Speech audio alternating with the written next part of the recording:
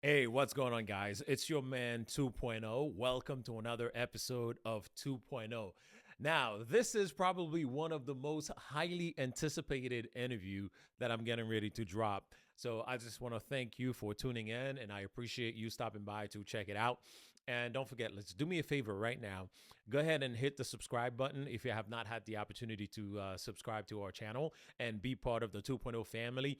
And also, don't forget to hit the notification bell so that every time we release an episode, you will be notified so you don't miss all of the great content and the great conversations that we are having here on this channel. So now, like I said in the trailer before, I've had the opportunity to sit down with one of the most interesting personalities in the Bridgeport community, the legendary Miss Lily Ennis. She is an author, she's a business owner, she is a life coach. You name it, she does it. I mean, she is a powerhouse. So it was an interesting interview. So I'm so happy to be presenting that to you right now. So with that said, I do have to apologize because we encountered some technical difficulties, some technical issues rendering the live video not to be available. However, the audio is just as good as having the visual. So I promise you for the second part, for part two, the second episode, you will have live video. But unfortunately for episode one, you will only be able to listen to the audio. And we do apologize, from the 2.0 team and the 2.0 family. We do apologize for this mishap. So we're definitely going to be working on getting that fixed. But for now, at least you get to enjoy the audio of the interview. So, without further ado, ladies and gentlemen, stay tuned. We'll be right back with the interview with Lily Ennis.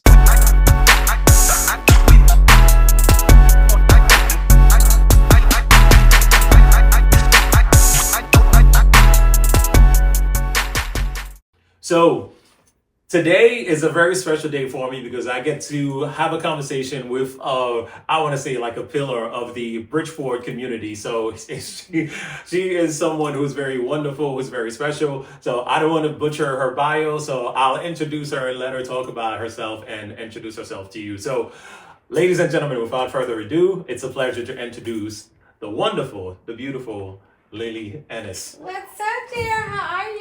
Good, good. I'm Well, so happy to be here. oh, So thank you happy. so much. Welcome to 2.0. Thank you. I love what you're doing. Oh, appreciate it, appreciate it. Thank you so much.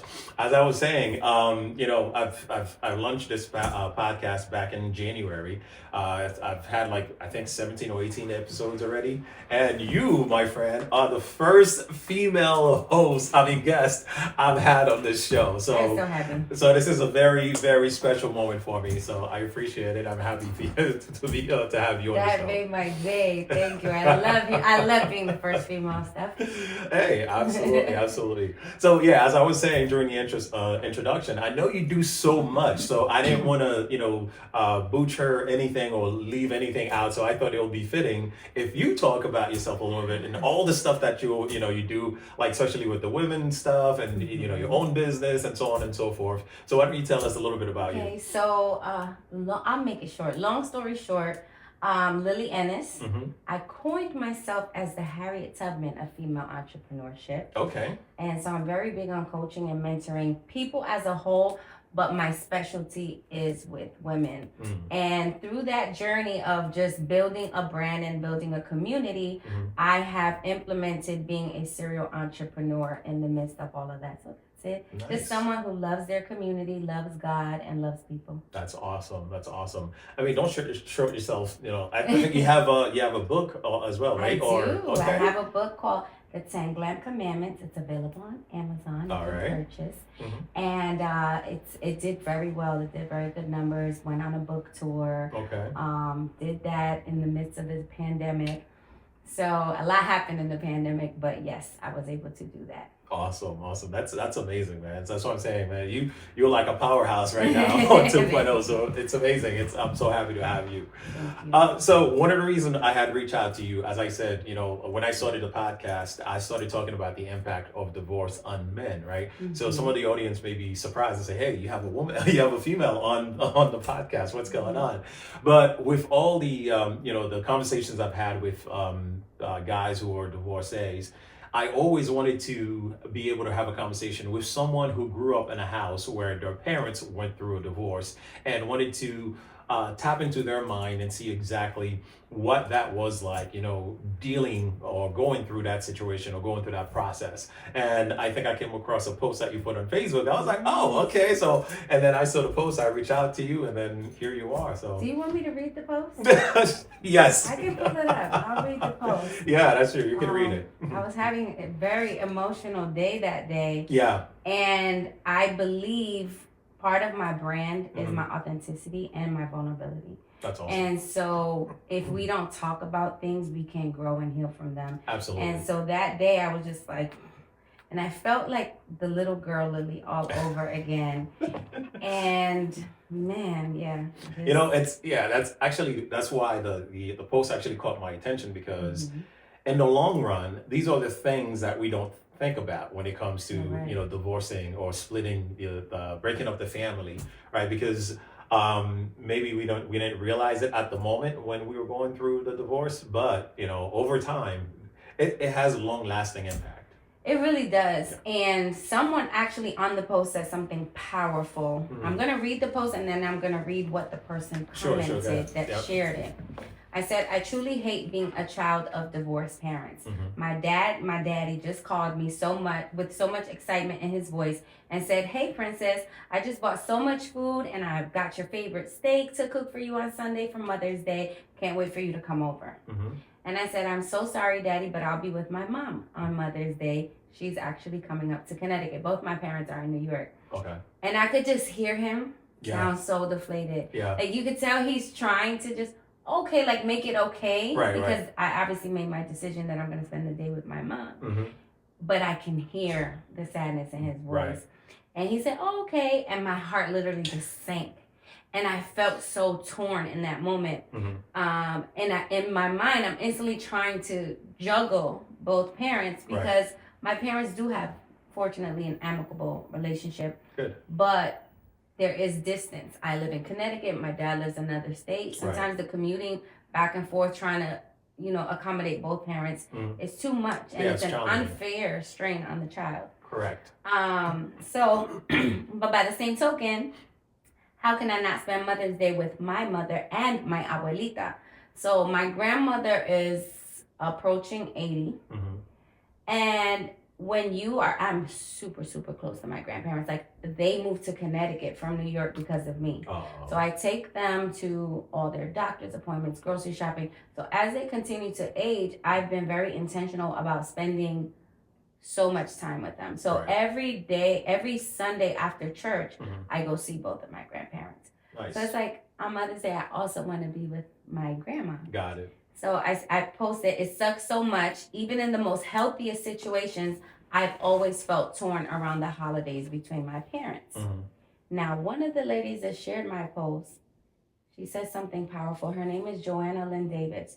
She said, Lily is an adult and still shares feelings behind her family dividing. Yeah. Imagine the impact on young children. When I speak about children not having a timeline on grief, this is a clear example. Yeah. The pain just doesn't go away, and that was deep. That was deep. And that's what I'm saying. It has a long-lasting impact that we don't think about because we are so caught up in the heat of the moment. And whatever the situation was that caused the breakdown of the family, we are so caught up in it, we don't actually think what is the impact going to be like 10 years down the road, 15 years down the road. How long has it been since your parents were divorced? My parents divorced when I was small. I want to say 5 years old. Okay. And back then in the 80s, I just told my age. Back then in the 80s, divorce was not common. Right. Back then. It was actually very taboo. And I remember being in school and trying to navigate through my parents navigating their divorce, because it was an ugly situation then. And being embarrassed. Wow. Being so embarrassed from my classmates, like, your parents aren't together. Right. You know, and even in a socioeconomic environment like the Bronx, people maybe weren't married, but they were together. Right. So maybe there was never a marriage, but they were definitely together. And especially in the Latino community, Latinos believe in, like, till death do us part. Yeah, they take that to the heart. Yeah. Very much so. So So that is interesting. You know, that's the point I was trying to make, right? It's a long-lasting impact, and here you are today, you putting out that post, because emotionally, you still, it still has an impact on you, right? So even though it happened when you were 5 years old, it's it doesn't. There's no respect of time when it comes to grief. It doesn't go away. It doesn't go away, and I remember feeling torn. I want to say every single.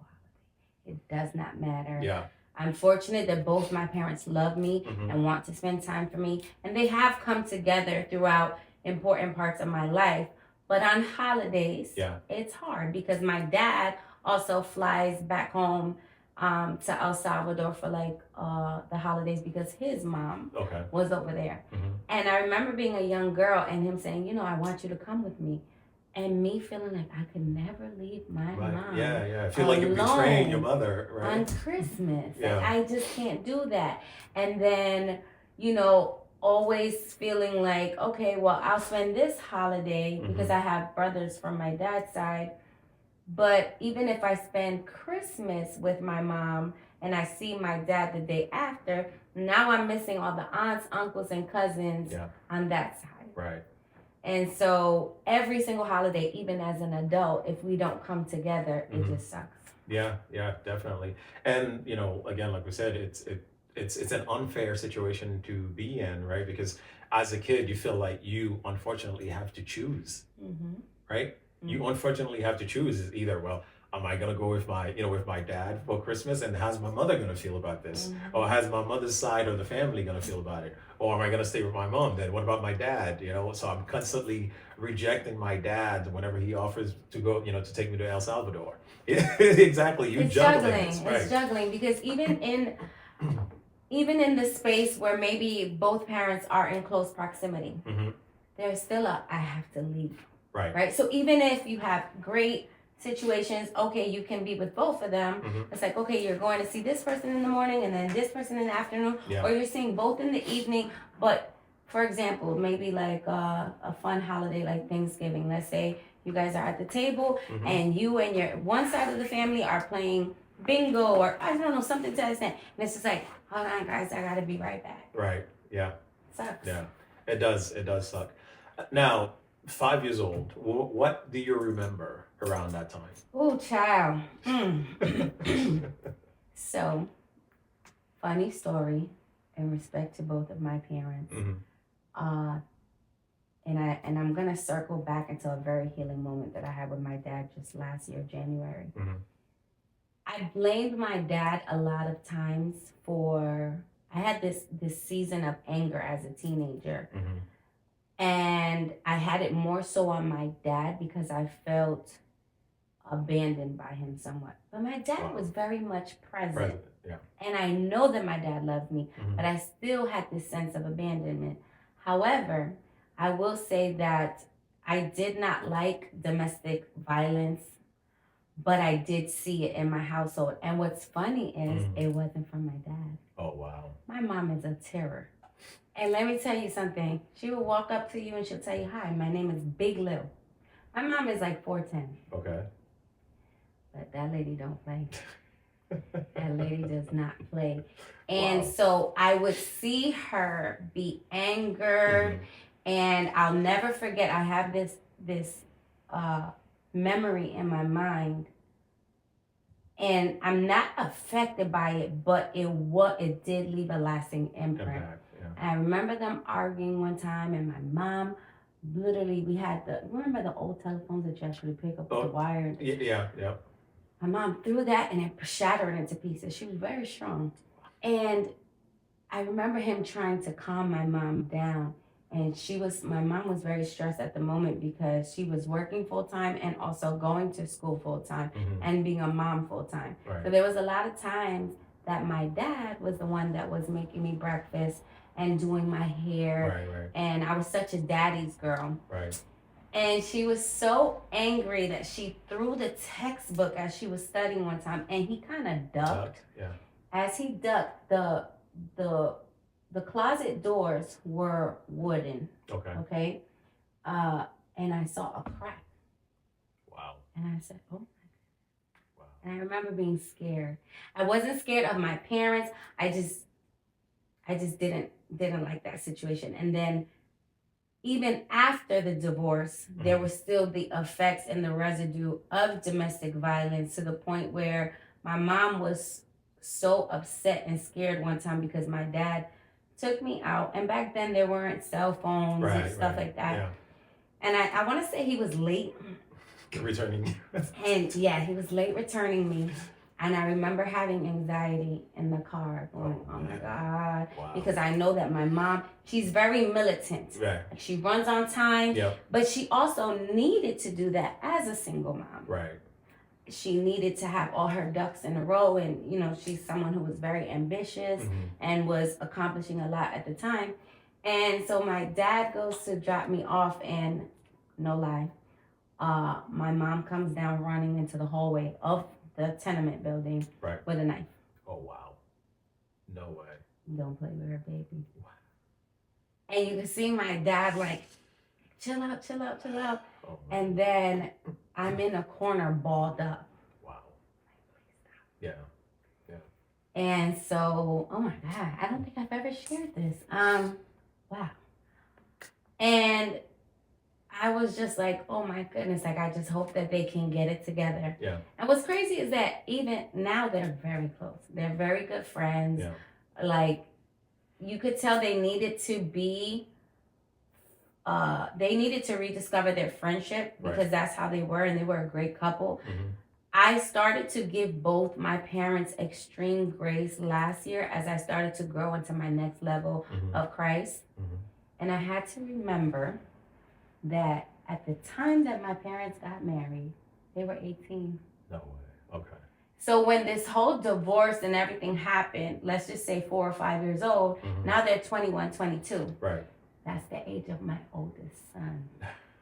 So I'm looking at this again at a different lens, like, of course they were dumb. Of course, My son is an idiot right now. Exactly, yeah. It allowed me to give it a different level of perspective and a different level of grace and a different level of growth. But I love both my parents. I'm who I am today because of both of them. They were amazing. Well, you know what? I thank God for your level of understanding. You know, just being able to come to the realization that, you know what? They were young when they got married, right? So you having your son around that age is a perfect, a perfect situation for you to compare it. But like, how? Oh my God. Yeah, because looking at your son, you can't fathom him being married and having 1 or 2 kids at the current age, right? So of course, like there were things that were not fully developed yet around that age, that time. So you can understand what they were, what they were going through. My dad was an immigrant. He was learning the language. Yeah. Very ambitious, hardworking, trying to take care of a family and a wife. Right. And then my mom, being of Puerto Rican descent, but being an American and, going for her degree. There was a lot of factors. Right. And both of them being extremely prideful. So whereas family could have stepped in to support. Yeah, but they weren't allowed. They gotta do it. Yeah, they have to figure it out and what themselves. happens in this household stays in this household. Wow. Yeah, so I can imagine, it was a comfortable situation to be raised in, right? So getting to the actual title of this episode, right? Because I was thinking about it. I'm like, what would be the appropriate title for it? And I was thinking of, should I stay or should you stay for the kids, right? So So that's why I actually wanted to speak to someone who grew up or who experienced that, right? So now, because a lot of people are saying, well, especially when there is the situation or the discussion of divorce or separation and so on and so forth, and there are kids or there are multiple kids involved, most people are like, well, you know what, you should, stick around for the kids, stay together for the kids because the kids need to have both parents in the house to raise them and so on. That is such I call bullshit on that. I hate that line. I know you cut the eye roll. I'll roll my eyes again. Yeah. Ugh. Right. So what looking at it now, right, in hindsight, are you thinking, are you wishing that they had stayed for you, or are you wishing that, or do you agree with the fact that they cut the cord when they did? So the child in me wishes that they had made it work. I do for a bit. Yeah. But the adult in me can appreciate them being friends. For example, my youngest son, he turned 15 in February, and we all came together for a brunch for him. And he actually has been feeling the effects of my divorce. And so he's had, because my oldest got to see a lot of us together and experience these things. And then when my youngest started growing up, it was like everyone scattered. So it had a different level of effect on him. And I noticed that. So we did this brunch, and he actually sent me a text. I wish I could pull it up real quick. He said, how is it that both your sides of the family get along so well? And I said, I didn't realize that that's his lens. Right. And that's because he saw my mom joking around with my younger brother. And she was hugging up on him, and she was actually massaging his shoulders. My brother's 35? Right. We're all 7 years apart. Okay. And across from us, my grandmother is sitting with my dad's wife. And then we're all at the same table. Right. And I said the difference is that my dad was super intentional about creating that for us. So I'm grateful now as an adult when we do get to come together like that. But again, on the holidays, because everyone has their own separate families, it's a lot harder to do that. So as a child, I wanted them to kind of work it out because it sucked on the holidays. But as an adult, I can appreciate the work that both sides put in to create that environment for me. Now, as a divorcee, as a woman, I hate that statement. Because one thing I will say is that I don't think that people should stay together for the kids. I think they should do what my dad was very intentional about doing, is creating an environment where it's conducive for everyone to be in fellowship together. Right. Because one thing that children do deserve to see are happy parents. Happy people. Yep. And I have seen way too many instances of people staying together either for financial reasons, or they're in the house and you could just tell there's so much contention and they're bitter. Right. And I'd rather be emphatic about creating a scenario where children can see, wow, my mom has this level of standard for love, for happiness, for everything. And a relationship was never my epicenter. That's why my divorce was hard. It was actually very embarrassing, but it was easy to overcome because my marriage wasn't just my whole entire life. Gotcha. It was a huge part of my life. Right. It was my first ministry as a wife, but I had other things going on as well. Right. Yeah, it's I said a lot. No. It's fine. I mean, it's good to hear that perspective.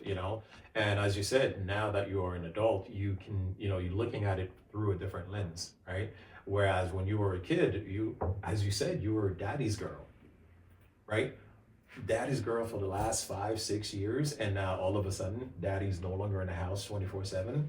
So now I don't know what the custody arrangement were, but now you're seeing dad maybe. They never had a custody arrangement. Okay. My mom was very relaxed. Grab her when you want to, whatever you want. Right. We'll figure it out together. And my mom, I have so much gratitude for my mom, although she's a fireball.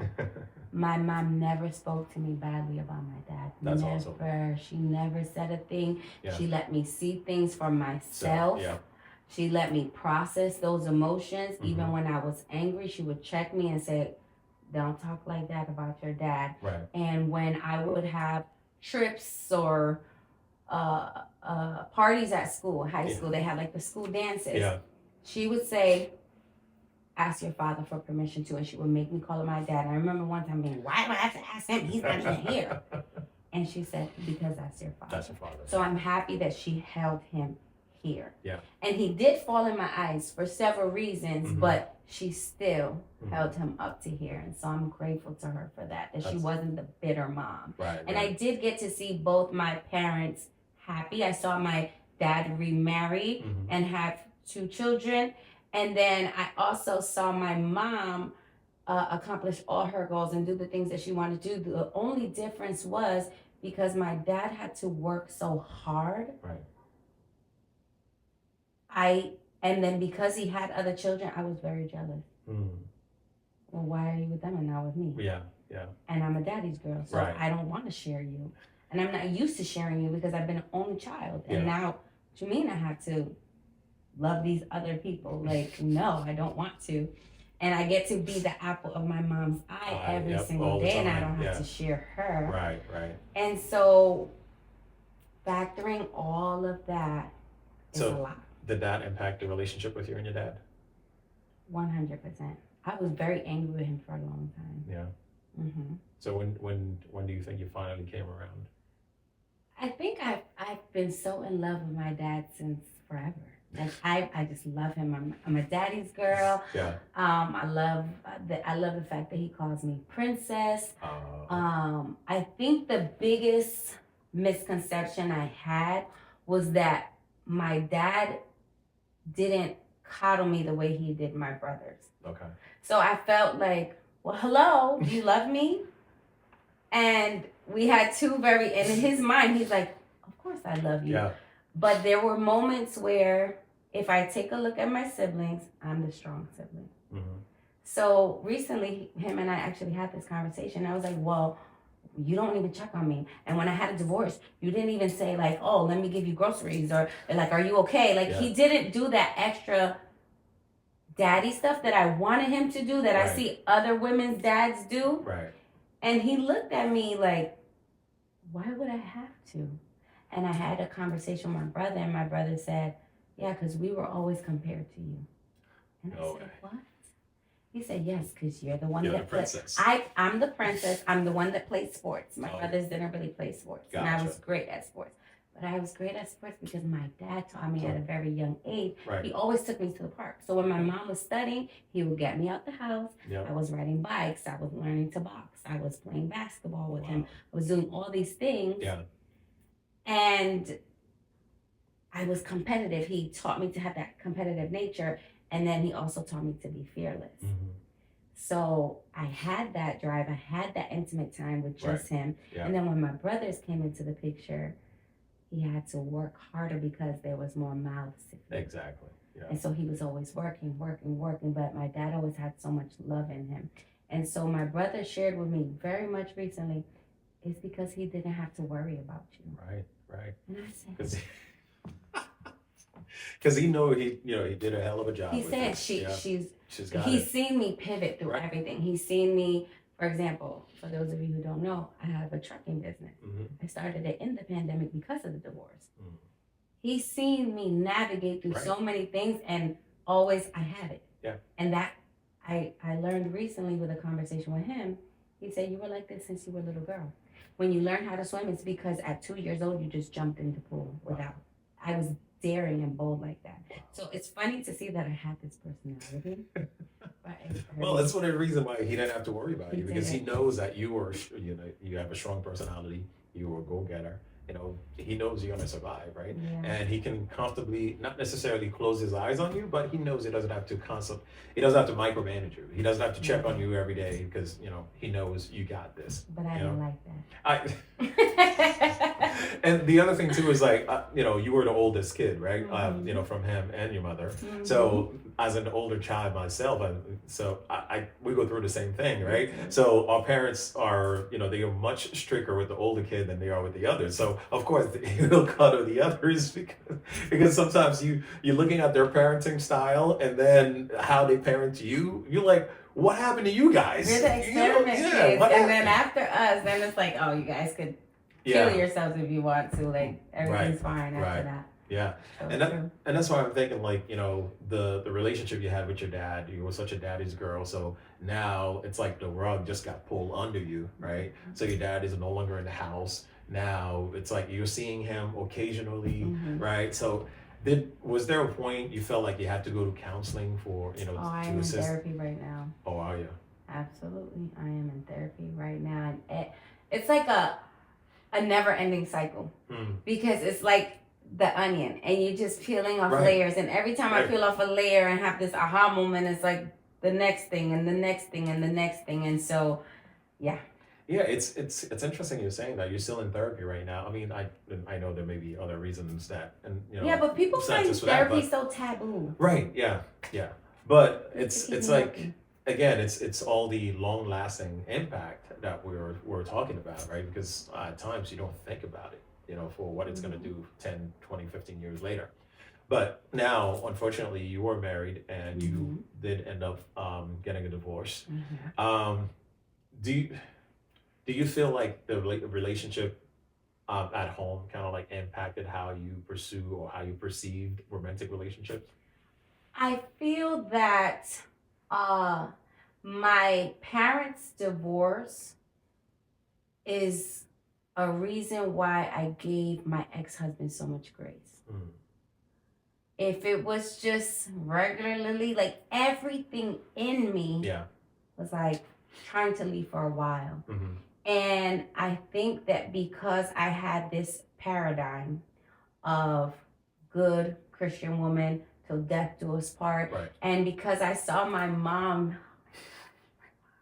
be so no nonsense, I'll give you a story. Okay. When my mom found, because my dad cheated on my mom. When my dad cheated on my mom, she found out. And I remember he left for work and she woke me up and she was like, "You're not going to school today." And I said, What happened? And she's like, and I see her packing up stuff. And she goes, and my dad happened to come back for some reason. And his suitcases and everything were at the door. Wow. At the door. Yeah. This is an apartment building on the inside. And he goes, "What is this?" And she's like, "Get out, blah, blah, blah, blah, blah, blah." Yeah. And I'm looking at them arguing. I'm hoping that it doesn't get as bad as it can get. Erica has gotten in the past. And he put his foot down. He said, "I am the man of this house. We're going to work it out, blah, blah, blah, blah, blah." He said, "By the time I come back from work, these suitcases better be back, and everything better be back in its place." Boom. And he leaves out the door. And I'm just watching this play out because I know my mother. My mother stands 10 toes on business. If she said it, if Big Lil said it, it's going to happen. It's going to happen. Wow. So imagine having two very strong parents. Strong-willed, yeah. And then I'm wondering why I have such a strong personality in my marriage, right? So I'm looking like, what's going to happen? She goes, "You're not going to school." And she's figuring stuff out. She goes to the hardware store. My mother changes the locks. No way. Oh my God. My mother changes the locks, and she's doing everything in time before my dad comes back. Then she goes. She goes and she takes the suitcases and all his stuff in these bags, and this time she puts them in the hallway. And I'm like, "Oh my God, my baby's gonna come home." You did say she's Puerto Rican, right? Crazy. Okay. Crazy. And he's knocking on the door, and let me have him, because me and my mom have the same name. Yeah. Let him. And I'm just like, Oh my God. And he said, you know what? That's what you want? Cool. And then he kept calling for me through the door. Yeah. And let me see my daughter. Oh. And I was just like, oh my God. And I remember going into my bedroom and turning up. We had record players. Yeah. Yeah. Putting on a record thing and just turning the music so loud because I was just like, I don't even want to know what's about to happen. Wow. That is crazy. So when she stand on business and she says something's going to happen, there's no going back. How old were you when that was? You're still around 5? Yeah, like 4 or 5. Wow. It's crazy. I mean, the way that the scene is etched in your memory. But I also saw a woman know her family. Yeah, of course. Do I believe that she could have extended grace? Yes. Do I wish that maybe then they had gone to therapy? Yeah. But mental health wasn't a thing back then. No. Now, fortunately, it is. Do I feel that marriage has to be perfect and can't overcome certain things? I think marriage takes a lot of. I think that when I see people that are married for years, I know that it took some overcoming of pain. Yeah. I know that it took a lot of having your elbow have to bend. And so I believe in that, but I also believe in women shouldn't have to be martyrs and they shouldn't have to endure so much pain and disrespect for a man to finally have his aha moment to get his shit together. Got it. I mean, so you did say, because of what happened with your parents, that actually allowed you to give more grace, to your husband. Now, you have 2 wonderful sons. Yes. Right? So I'm wondering, during the process of divorce or the process that led to the divorce, did you at some point look at your son and kind of like saw yourself, the 5-year-old self that locked herself in the bedroom with the vinyl records playing, just zoning out because you didn't want to hear what was happening? So I'm wondering if that memory came to life and then you say, you know what, maybe I should just give it just a little more, I definitely did do that. And I'm disappointed for doing that. Really? Why so? I felt like I should have followed my gut instinct because there's people who are given grace and they do something with that grace and they honor you. And then there's some people that you give opportunity after opportunity and they've made a decision to treat you a certain way. And I feel that whether it's men or women, because a lot of people have this premise that women are the only ones that suffer in divorce. That's why I love what you're doing. Thank you. I love what you're doing. Because I know some men who have gone through crappy situations. Absolutely. And still have to endure like the bitter baby mama stuff and women who are just not adamant about creating a positive atmosphere no matter what the man does. Right. It's like you're damned if you do and you're damned if you don't. I've seen that firsthand. Right.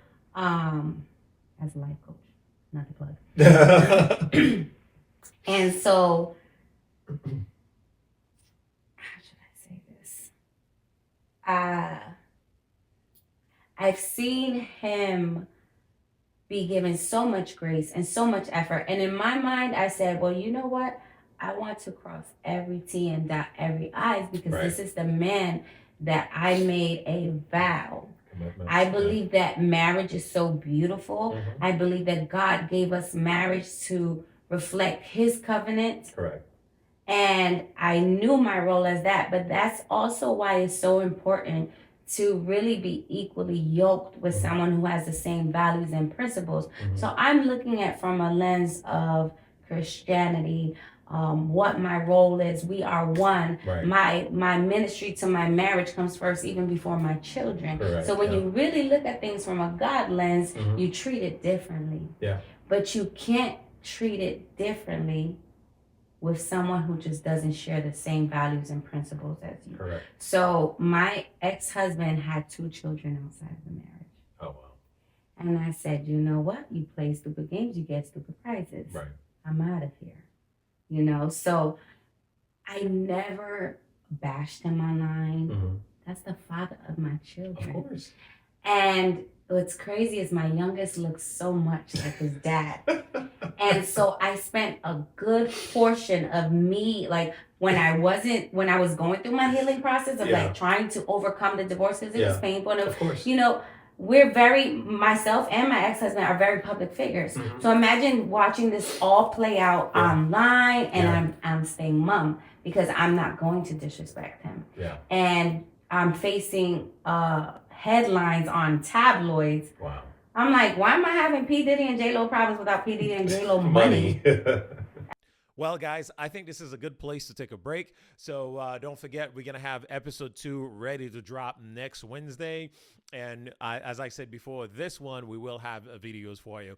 So this is, I hope you enjoyed the video just as much as I enjoyed it. It was a powerful interview, and I hope it's sparking conversations in your family, perhaps with your partner, with your spouse, or helping you to take a look at your situation and see what you can do to improve, or what you can do to seek help if you need to find help. So let me remind you, there's nothing wrong with going to therapy. There's nothing wrong with seeking help. There's nothing wrong with trying to work things out. As I always said, I am divorced, but I don't promote divorce. I don't believe in divorce. So if you do find yourself in a situation where you're going through a divorce, I would encourage you to do everything that you can to try and work it out. You know, just try to work it out and not split the family and not split the kids. As you can see, the experience of what's been going on. So it's, it could have detrimental impact on the kids. So I hope you guys can find a way to work things out. So once again, we appreciate you for stopping by. And don't forget to share this link with someone that's going to find it beneficial.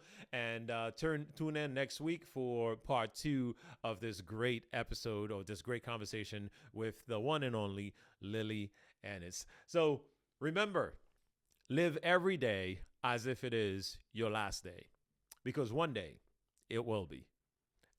Thanks for watching 2.0. I'll see you next time.